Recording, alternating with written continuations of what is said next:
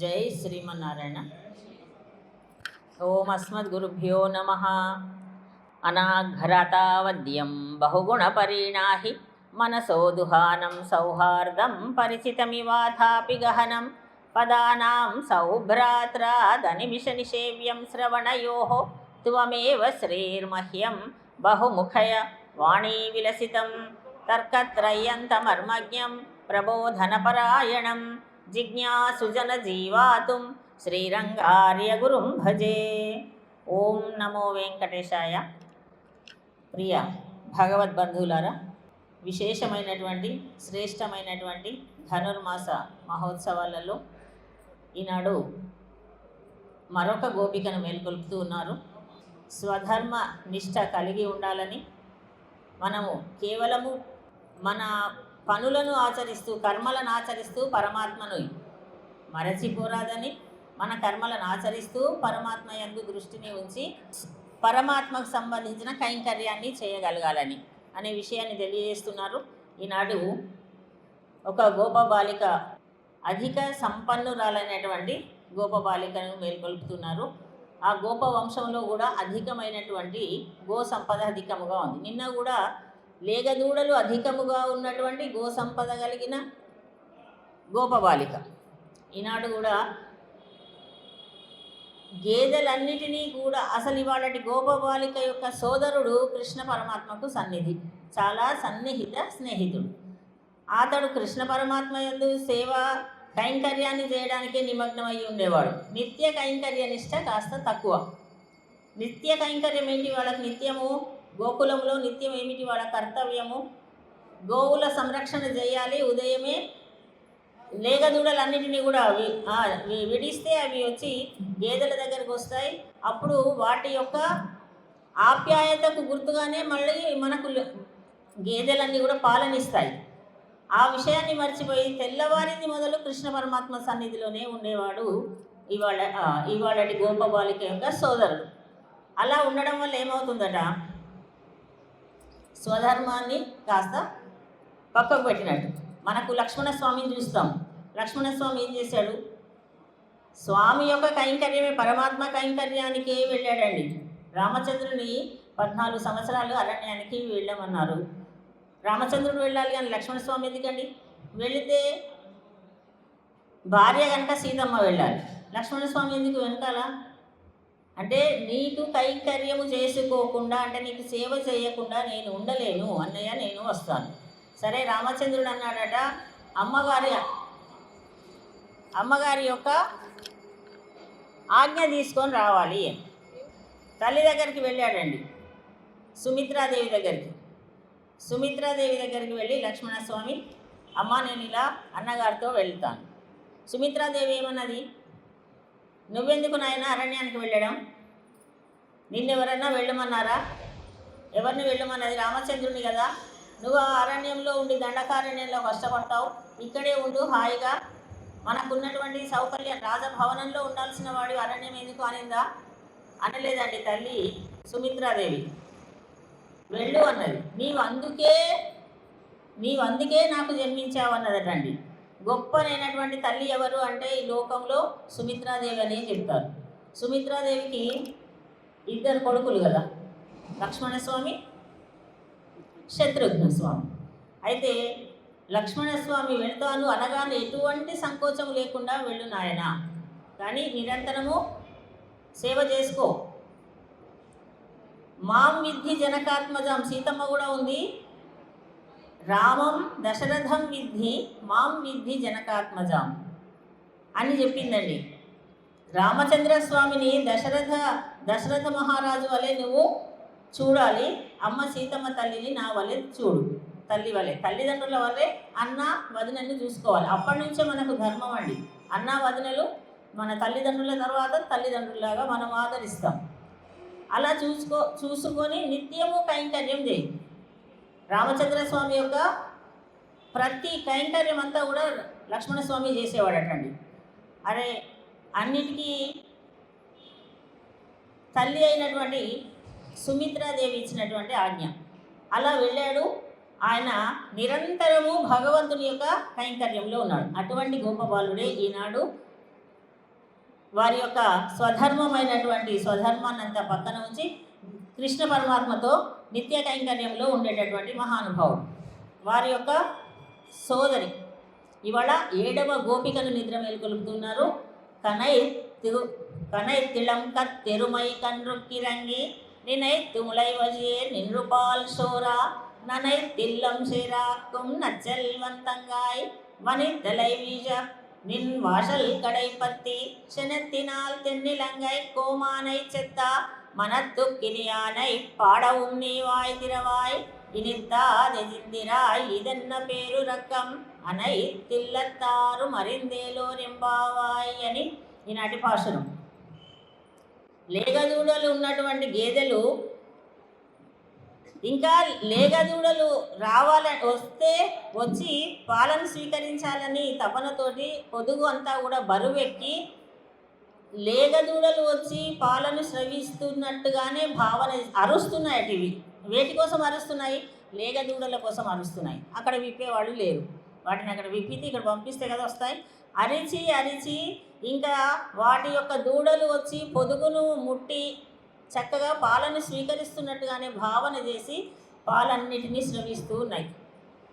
అలా స్రవించినటువంటి పాలన్నీ కూడా మొత్తం నిండిపోయి గోశాల నిండి ఇల్లంతా నిండి వాటిల్లో దాకా వచ్చిందటండి.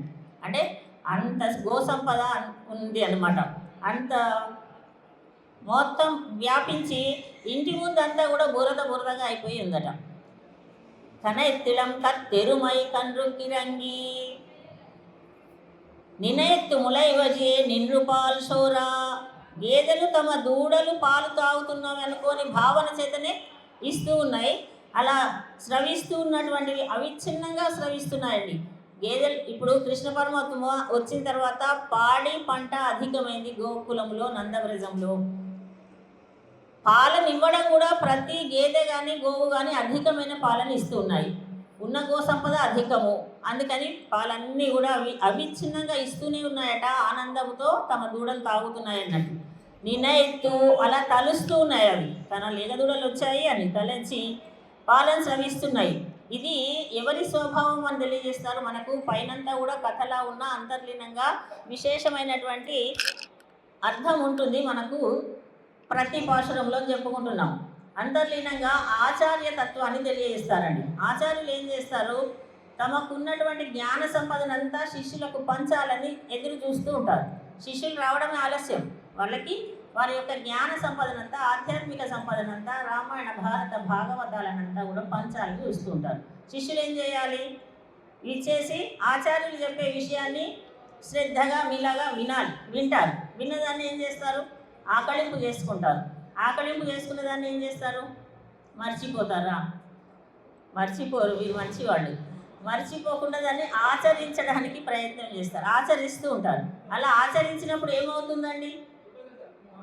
ఏమవుతుంది? మన యొక్క స్థితి మారుతుంది. భగవంతుడికి మనం ఇష్టలం అవుతాం. ఓహో, ఒక ఆచార్యులను నియమించి పంపిస్తారు. ఎప్పుడు పంపిస్తాడు పరమాత్మ ఆచార్యులను మన దగ్గరికి? మనకి ఆర్తి ఉంటేనే పంపిస్తారండి. మనకుంది, ఓహో వీళ్ళందరికీ ఆర్తి ఉంది, తెలుసుకోవాలి, ధనుర్మాసము విశేషంగా జరుపుకోవాలనే ఆర్తి ఉందని గ్రహించి కదా మన ఏడుకొండల వాడు వెంకటేశ్వర స్వామి ఈ దాసురాల్ని ఇక్కడికి పంపించింది. అందుకని పంపిస్తే విన్నటువంటి ఆ జ్ఞానరాశి అంతా కూడా వినాలి. ఆచార్యుల ముఖతః వచ్చేటటువంటి ఇప్పిస్తాడండి. ఆచార్యుల్లో కూడా పరమాత్మ ఏం చేస్తాడు? శిష్యుల యొక్క ఆర్తిని గ్రహించి వారికి కూడా మంచి జ్ఞాన శక్తిని ఇంకా ఇప్పిస్తూ ఉంటారు. ఆ ఇచ్చినటువంటి జ్ఞానరాశి ఎవరు దాచుకోరు. ఆచార్యులు అన్నవాళ్ళు ఏం చేస్తారు? నిరంతరము పంచుతూ ఉంటారు. ఇది ఇక్కడి తత్వాన్ని నిరూపిస్తారు. గేదెలన్నీ వచ్చి పాలన శ్రమిస్తున్నాయి అంటే పైపైన కథ, ఎందుకంటే గోకులం కనుక. కానీ ఆచార్యులైనటువంటి వారు పంచేటటువంటి జ్ఞాన రాశిని అందుకోగలగాలి. అందుకున్న దానిని నిక్షిప్తం చేసుకోగలగాలి మనసులో. దానిని మనం ఎంతవరకు వినియోగిస్తున్నాం, వినియోగించినప్పుడు మాత్రమే మన యొక్క నడవడిక మారుతుంది. నడవడిక మారినప్పుడు మాత్రమే పరమాత్మకు ఇష్టలం అవుతాం. ఓహో, వీరు ఈ ధనుర్మాసం వీళ్ళకి సార్థక్యము చేకూర్చింది అని అనుకుంటాడు పరమాత్మ. ముఖంలో దివ్య తిరుముఖ మండలంలో చక్కని చిరునవ్వును మనము దర్శిస్తున్నాం ప్రతిరోజు విశేషంగా జరుగుతున్న ఉత్సవాలలో. అయితే మహిషి అన్నారు ఇక్కడ. మహిషి అంటే ఎవరు? గేదెలను మహిషి అంటారు. మహిషి అంటే మహారాణి అని అర్థం. దేవదేవ దివ్య మహిషి మనం చెప్తుంటాం అమ్మవారికి దేవదేవ దివ్య మహిషి అని. దయామృత వర్షాన్ని కురిపించేటటువంటి తల్లి, దయను ఎల్లప్పుడూ ఇచ్చేటటువంటి గుణము కలిగినవి ఇక్కడ మహిషి అంటే గేదెలు. అవి అందుకని అవిచ్ఛిన్నంగా పాలన ఇస్తూ ఉన్నాయట.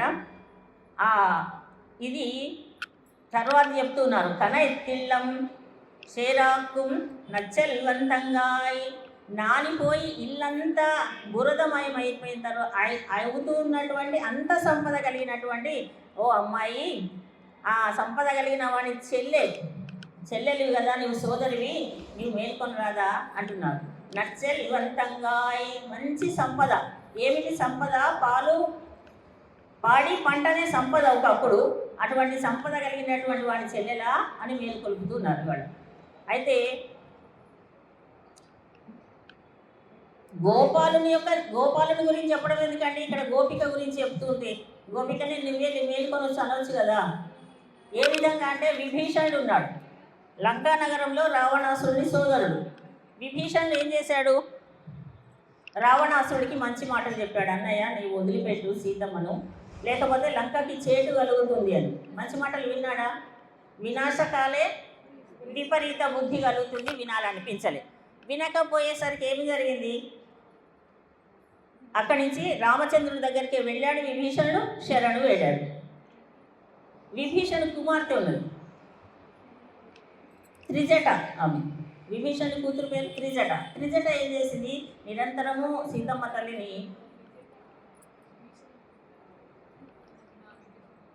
త్రిజట విభీషణుని కూతురు. ఆమె ఎప్పుడు సీతమ్మ వారిని చాలా చక్కగా చూసుకున్నది. అనేక మంది రాక్షసులను చుట్టూ ఉంచినా ఈ అమ్మాయి మాత్రం కాస్త మంచిగా చూసుకున్న అమ్మాయి అన్నమాట. అలా ఇవాళ ఆ గోపబాలుని యొక్క చెల్లెలు ఇంత మంచిదని తెలియజేస్తున్నారు. సీతమ్మకు సేవ చేసింది. ఆ సీతమ్మకు సేవ చేసినటువంటి త్రిజట కంటే కూడా ఈ గోపిక చాలా ఉత్తమరాలు అని చెప్తున్నారు. ఎందుకంటే ఇంత సంపద ఉన్నా ఆ సంపదనంతా అనుభవిస్తూ చక్కగా భగవంతుని యొక్క ధ్యానంలో నిమగ్నమైంది. వీళ్ళు నిద్రిస్తున్నారంటే ఏమిటి? భగవంతుని యొక్క ధ్యానంలో ఉన్నారు. భగవద్ ధ్యానం ఎక్కడ చెడిపోతుందో అని నిద్ర మేల్కొనడం లేదు. అందుకని ఇక్కడ విభీషణ స్వామిని శత్రు మన విభీషణుడిని త్రిజటను గుర్తు చేసుకుంటున్నారు. వనితలై అంత గొప్ప నిష్ట కలిగి ఉన్నటువంటి గోపబాలిక, సోదరుని కంటే కూడా ఎక్కువగా నిష్ట. ఇప్పుడు సోదరుడు ఏం చేస్తున్నాడు? ఈ గోపిక యొక్క సోదరుడు ఎక్కడున్నాడు? కృష్ణ పరమాత్మ చెంతకి వెళ్ళిపోతాడు. తెల్లవారగానే హే కృష్ణ కృష్ణ ఎక్కడున్నావు రా, ఆడుకుందాం, ఇవాళ ఎవరెవరింటికి వెళ్దాం, ఎక్కడ వెళ్ళ దొంగతనం చేద్దాం, ఎవరింటికి వెళ్దాం, ఆ వీధికి వెళ్దామా, ఈ వీధికి, అవి వాళ్ళ ప్లాన్. తెల్లవారగానే కృష్ణుడి దగ్గరికి వెళ్ళిపోయాడు ఈ గోపబాలుడు. మరి వాళ్ళ చెల్లెలు ఏం చేస్తుంది? వాళ్ళ సోదరి ఎక్కడికి వెళ్ళలేదండి. హాయి ఇంట్లోనే శయనించి నిద్రించి మనసులో మాత్రం నిరంతరంగా భగవద్ ధ్యానం చేస్తుంది. త్రిజట కూడా అంతే. త్రిజట ఏం చేసింది? సీతమ్మ వారికి సేవ చేస్తూ అక్కడే ఉంది. కానీ విభీషణుడు ఏం చేశాడు? నేను ఎన్ని మంచి మాటలు చెప్పినా వినడం లేదని అక్కడి నుంచి వచ్చి రామచంద్రుని శరణు వేడాడు. నేరుగా పరమాత్మ దగ్గరికి వెళ్ళకున్నా హాయిగా ఇక్కడ ఉండి సేవ చేసుకుంటూ ఉన్నటువంటి గోపబాలిక. ఆ విషయం చెప్తున్నారు. చిన్నత్తినాల్ వనితలే వీజనిన్ వాషల్ కడైపత్తి. అమ్మ వాతావరణం ఎలా ఉంది? అద్భుతమైనటువంటి ధనుర్మాస కాలంలో వాతావరణం ఎలా ఉంది? ఇప్పుడు మంచు కురిసేటటువంటి కాలం. మంచుతో పాటుగా పర్జన్యుడు అనే వర్షదేవుడిని మొన్న ఆరాధించారు కదా వీళ్ళందరూ. ఒకసారి వెళ్ళి వద్దామని అప్పుడప్పుడు పర్జన్యుడు కూడా వస్తున్నాడు మన దగ్గరికి. విశేషంగా జరిగేటటువంటి భగవంతుని యొక్క ధనుర్మాస కాలం అని దర్శించాలని అందరూ దర్శిస్తారటండి. భగవత్ కార్యం అంటే ధనుర్మాస కాలం అంటే అందరికి ఇష్టం. ఏమని తెలియజేశాడు కృష్ణ పరమాత్మ? మాసానాం మార్గశీర్ష అహం. నేనే అండి మార్గశీర్ష మాసం అన్నారు కనుక అందరికీ ఇష్టం. చూడండి అనేక భక్తి సంఘాలు, ఇందాక అయ్యప్ప స్వాములందరూ వచ్చారు. ఏదో ఒక రకంగా భక్తిని కలిగి ఉండేటటువంటి కాలం ఇదంతా. ఆధ్యాత్మికత అనేటటువంటి చిగురించే కాలం అన్నమాట ఇది. అందుకని అంటున్నాను మేమంతా కూడా ఇంత గొప్పనైనటువంటి కాలంలో ఎక్కడికి వచ్చాం? ఇక్కడ ఎలా ఉంది వాతావరణం? వనితలై వీజనిన్ వాషల్ కడై పత్తి. పైనుండేమో మంచు కురుస్తుందమ్మా, పోనీ నీ వాకిట్లోకి వచ్చి నిల్చున్నాం, కిందంతా ఎలా ఉంది? బురద. ఏమి బురద? పాలతో క్షీరములతో నిండిపోయిన ఉన్నటువంటి చిత్తడి నేల అంటారు చూసారా, అలా చిత్తడిగా ఉంది. కింద పైనుంచి మంచు కురుస్తుంది, అప్పుడప్పుడు మంచే వర్షంలా కురుస్తుంది. మనకు 4 రోజుల నుండి వర్షమే కదండి. అందుకని అనిపించింది పరమాత్మ వర్ష రూపంలో వచ్చి దర్శనం చేసుకుంటున్నాడు ఈ దివ్యమైనటువంటి భవ్యమైనటువంటి ఈ ఉత్సవాలను. అయితే ఈ మంచులో మేము నిల్చొని ఉన్నాము. ఎంతవరకు నిన్ను మేల్కొల్పాలమ్మా? అమ్మాయి ఉలుకు లేదు, పలుకు లేదు. నిల్చున్న వాళ్ళం ఏం చేస్తున్నాము? నీ ద్వారం ఉంటుంది కదండి, ద్వారానికి పైన ఒక కమ్మి ఉంటుంది. ఆ కమ్మిని పట్టుకున్నాడు. ఎందుకని? జారిపోకుండా.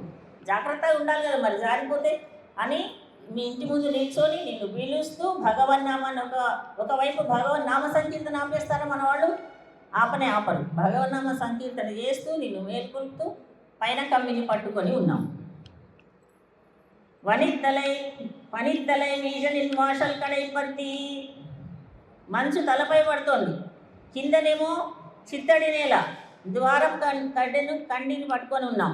చినత్తినాల్ తెన్నిలంగై కోమానై చెత్త మనత్తు కినియానై పాడవం నీ వాయి తిరవాయి. మేము భగవన్నామాన్ని పాడుతూ ఉన్నాం, నిన్ను మేల్కొలుపుతూ ఉన్నాం. ఇంత చిత్తడిగా ఉంది నేల, పైనుండి మంచు కురుస్తోంది. ఇంత అవస్థ మేము పడుతూ ఉంటే నీవు ఒక మాట ఉలుకు లేక పలుకు లేక నిద్రిస్తున్నావా అంటున్నారు. నీ వాయి తిరవాయి. వాయి అంటే నోరు. నీ నోరు తెరవచ్చు కదమ్మా. నోటి ముత్యాలు ఏమైనా రాలిపోతాయా? వస్తున్నానరా, ఉండండి. లేదు లేస్తున్నాను, ఇంకొక 5 నిమిషాలు, ఏదో ఒకటి చెప్పాలి కదండి. ఏది మాట్లాడకుండా ఉండే ఎన్నో అర్థాలు వస్తాయట కదా. ఏమి మాట్లాడకుండా వస్తాయి? గంభీరంగా ఉన్న సభలో లక్ష్మణస్వామి ఒకసారి నవ్వాడు. రామచంద్ర స్వామికి పట్టాభిషేకం జరుగుతుంది. 14 సంవత్సరాల వనవాసం పూర్తయింది. అందరూ అక్కడి నుంచి ఇక్కడికి వచ్చారు. పట్టాభిషేకం అంటే అందరూ వచ్చి కూర్చున్నారు. లక్ష్మణస్వామి నీకు యువరాజు పట్టాభిషేకం వద్దన్నాడు. నిత్య కైంకర్యానికి దూరం అవుతానని, నాకు ఎటువంటి ఉద్యోగము వద్దన్నాడు. నీ దగ్గర కైంకర్యం చేస్తుండాలని. సరే, అందరూ కూర్చున్నారు. సభ జరుగుతుంది. ఉండి ఒక్కసారి లక్ష్మణస్వామికి నిద్ర వచ్చిందండి. ఇలా కూరికాడు, నవ్వాడండి. ఈ సభలో ఎవరు నవ్వడం లేదు. అక్కడ జరిగిన విషయాలు అవన్నీ చెప్తున్నారేమో రామచంద్ర స్వామి. అందరూ చాలా గంభీరంగా వింటుంటే లక్ష్మణస్వామి ఒక్కసారి నవ్వాడు. నవ్విన వెంటనే చూడండి, అందరి మనస్సులలో ఒక్కొక్క భావన. సీతమ్మ వారు అనుకుందట, లక్ష్మణస్వామి నన్ను చూసే నవ్వాడు. ఎందుకంటే ఇన్ని రోజులు రావణాసుడి దగ్గర ఉండి వచ్చింది, అమ్మ సింహాసనం పైన కూర్చుంది చూడు అని నవ్వి ఉంటాడు. ఇలా అందరూ. భరతుడు అనుకున్నాడట, యువరాజ పట్టాభిషేకం అనగానే వచ్చాడు ముందుకి అని నన్ను చూస్తే నవ్వాడా? లేదు, రామచంద్ర స్వామి కూడా అనుకున్నాడట, ఇన్ని రోజులు లంకలో ఉన్నటువంటి తల్లిని తీసుకొని వచ్చి పట్టాభిషిక్తుడు అవుతున్నాడు రాముడు అనుకున్నాడట. ఇంకందరూ ఆంజనేయ స్వామి అనుకున్నాడు. అందరూ ఇలా మనసులో చింతిస్తున్నారు. ఇంకా అది మనం ఎక్కువసేపు భరించలేదు కదా, ఆ బాధ భరించలేక అడిగారట, లక్ష్మణ నీ నవ్వుకి కారణం ఏమిటి కారణం? లక్ష్మణస్వామి చెప్పిన కారణం, అన్నయ్య 14 సంవత్సరాలు అరణ్యమంతా నీతో పాటు తిరిగినప్పుడు ఒక్క క్షణము కూడా నేను నా కను రెప్పలు మూసుకోలేదండి, నిద్ర రాలేదు. కానీ ఇప్పుడు వచ్చి ఈ రాజభవనంలో చక్కగా కూర్చున్న వెంటనే నిన్ను సింహాసనారూఢమైన నిన్ను దర్శించే ఈ సమయంలో నా దగ్గరికి నిద్ర వచ్చింది, అందుకన్నా వచ్చింది అన్నమాట. అందుకని సభ జరుగుతున్నప్పుడు ఎవరన్నా ఆ సభకు వ్యతిరేకంగా ఉంటే మనసు పరిపరి విధాలు పోతుంది. అందుకని మేము ఇంత వచ్చి మీ వాకిట్లో నిల్చొని ఉన్నా నీవు మాత్రం ఉలుకు పలుకు లేకుండా ఉండడం భావ్యం కాదు అంటున్నారు. ఎందుకు నిద్ర ఇన్ని రోజులు ఎందుకు రాలేదండి మన లక్ష్మణస్వామికి నిద్ర? అరణ్యంలో తిరిగినప్పుడు వచ్చిందట, అక్కడ కూడా నిద్ర, అరణ్యంలో వచ్చింది నిద్ర. ఊర్మిళాదేవి ఏమన్నది, మరి నీవు లేకుండా నేను ఉండడం ఎలా అన్నది. అక్కడ నిద్ర వస్తే నేను కూడా నిత్య కైంకర్యం చేసుకోలేను అని లక్ష్మణస్వామికి, పెరుమాళకు చేసుకునే కైంకర్యం చేసుకోలేను రామచంద్ర స్వామికి అనుకొని నిద్రాదేవతను ప్రార్థించాడు. నిద్రాదేవత వచ్చింది, 14 సంవత్సరాలు నా దగ్గరికి రాకు, ఇదిగో మరి ఎక్కడికి వెళ్ళాలి, నీ నిద్ర అంతా ఎక్కడికి వెళ్ళాలి అని అడిగిందట నిద్రాదేవి. అడిగితే మా భార్య మన దగ్గరికి వెళ్ళని ఊర్మిళాదేవికి ఆ బహుమతి ఇచ్చి వెళ్ళాడు. లేకపోతే నేను ఎలా ఉండగలను అన్నది. తను కూడా ఎలా ఉండగలను, నేను లేకపోని నేను కూడా వస్తాను అంటే చాలా మంచి ఈ లోకంలో ఉత్తమోత్తమురాలైనటువంటి భార్యామణి ఎవరంటే ఊర్మిళాదేవి. ఉత్తమమైన తల్లి ఎవరంటే సుమిత్రాదేవి. ఎందుకంటే లక్ష్మణస్వామి భగవంతుడికి సేవ చేసుకుంటాను వెళుతూ ఉంటే అడ్డుపడి నేను వస్తానంటే ఇంకెందుకు లక్ష్మణస్వామి వెళ్ళి ఈవిడకేం కావాలో ఈవిడకి తెచ్చేసరికి సరిపోతుంది. అందుకని సరే నాకు ఉండడానికి నాకు ఏదైనా ఉపాయం చేసి వెళ్ళమంటే సరే నీకు నిద్ర ఇచ్చేస్తానని నిద్ర ఇచ్చేసి తన నిద్రంతా కూడా ఇచ్చి వెళ్ళాడు. కనుక మళ్ళీ నగరంలోకి రాగానే 14 సంవత్సరాల తర్వాత వచ్చేసింది, ఎవరి నిద్ర వాళ్ళకి వచ్చేసింది. అందుకని నిద్ర వచ్చింది అనమాట. అటువంటి గొప్పనైనటువంటి స్థితిలో రామచంద్ర స్వామికి కైంకర్య నిష్టను కలిగినటువంటి వాడు, భగవంతుడికి సాక్షాత్తు కైంకర్యం చేసుకున్నటువంటి వాడు లక్ష్మణస్వామి అయితే, భక్తుడైనటువంటి భరతుడికి సేవ కైంకర్యం చేసుకున్నవాడు శత్రుఘ్నుడు. ఇద్దరు కొడుకులు కదా సుమిత్రాదేవికి, అందుకని సుమిత్రాదేవి చాలా గొప్పది అంటారు. ఇద్దరు కొడుకులను కూడా ఒక కొడుకుని భగవంతుడికి సేవ చేసేటట్లుగా తయారు చేసింది, మరొక కొడుకుని భాగవతోత్తమునికి సేవ చేసేటట్లుగా మలిచిందనమాట. పుత్రులను తన కన్న పుత్రులను ఇలా పెంచవలెను అని మనకు నిరూపణ చేసినటువంటి తల్లిట. ఎన్ని యుగాలు జరిగినా కూడా ఉత్తమ తల్లి ఎవరు అంటే సుమిత్రాదేవి. సుమిత్రాదేవి అసలు ఎక్కడి తల్లి, ఎవరు ఆవిడ, ఎక్కడే ఉండదండి. కౌసల్య, కైకమ్మ. కౌసల్యాదేవి కోసలరాజు పుత్రిక కనుక ఆమెను కౌసల్య అన్నారు.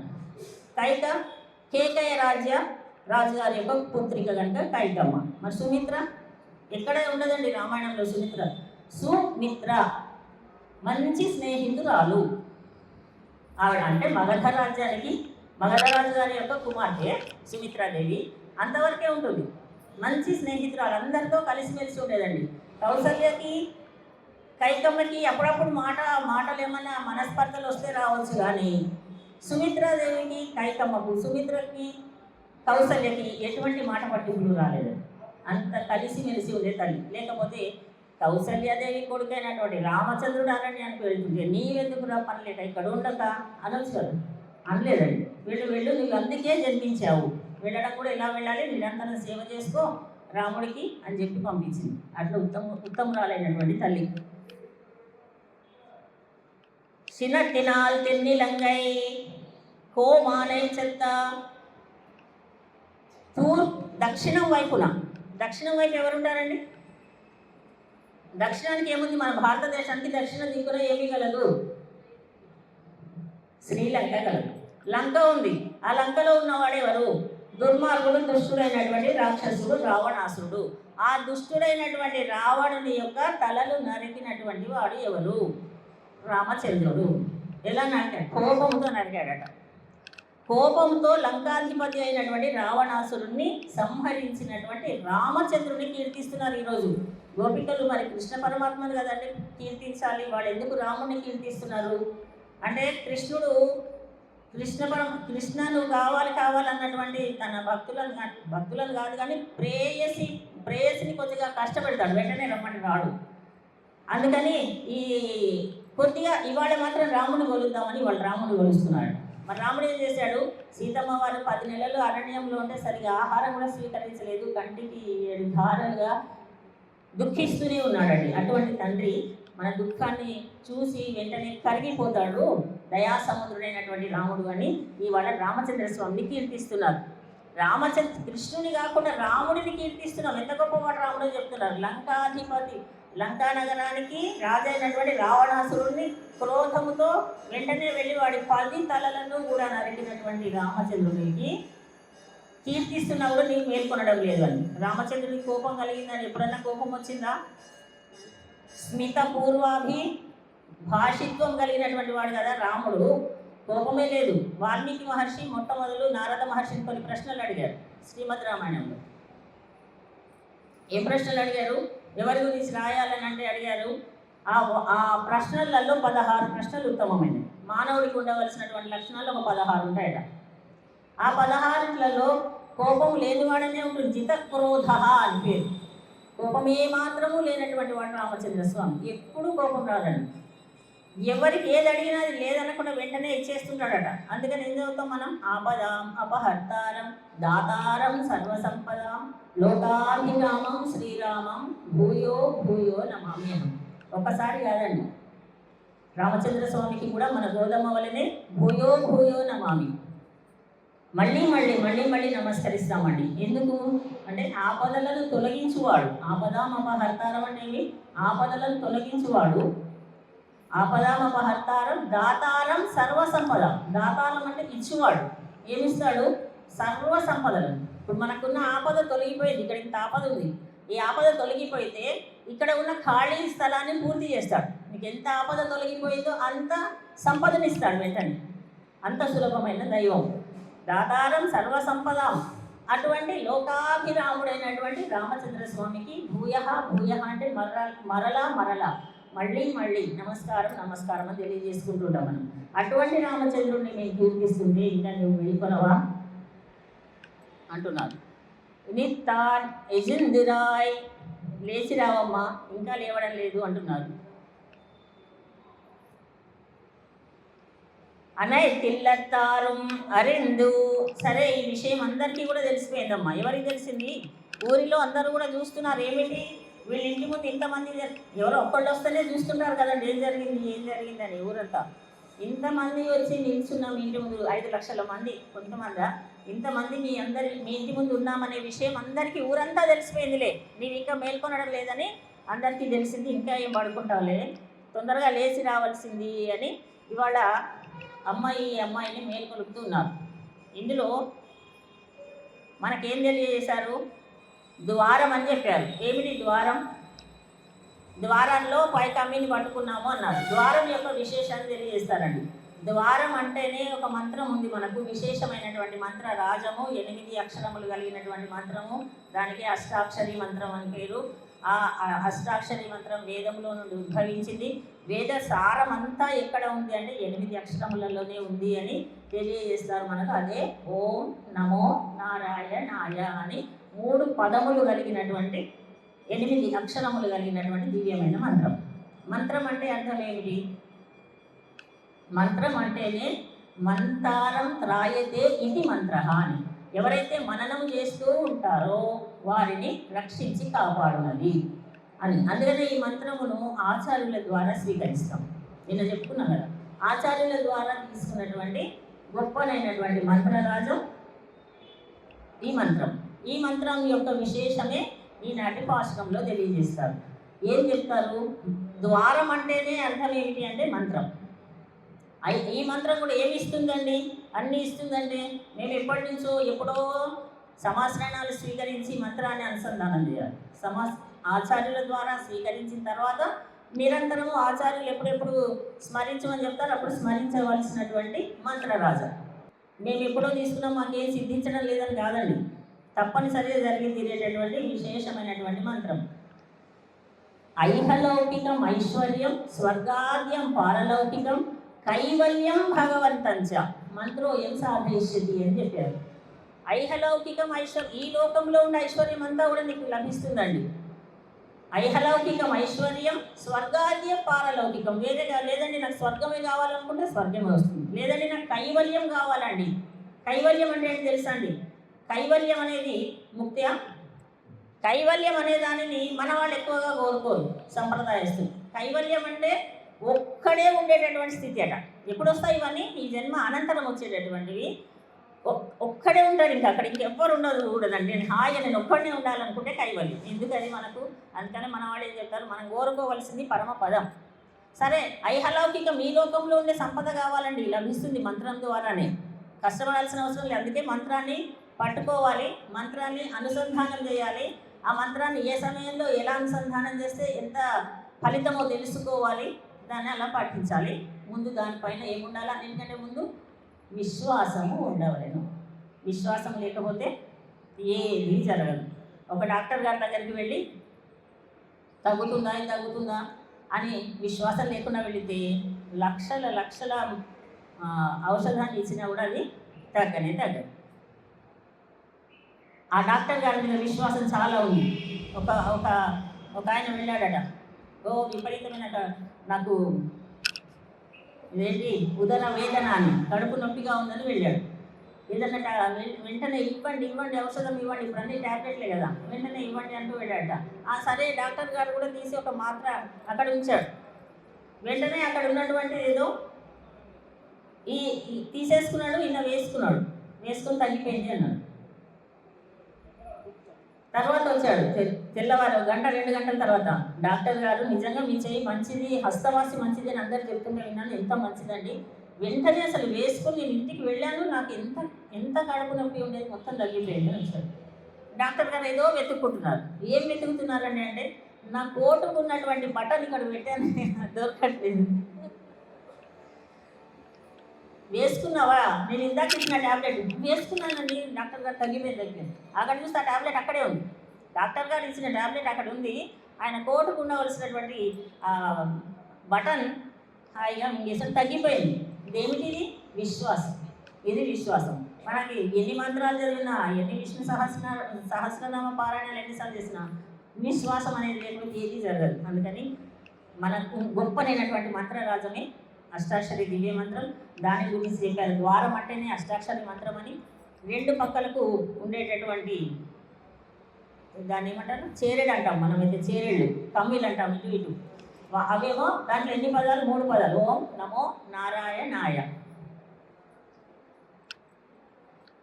ఆ 3 పదాలలో 2 పదాలు ఇటు పక్కన ఉన్నటువంటి కమ్మి, పైన ఉన్నటువంటి పైన ఒకటి దాన్ని ఏమంటారు, పైన ఉండేటటువంటి దాన్ని పైన ఒక కమ్మి, కింద ఒక కమ్మి ఉంటుంది.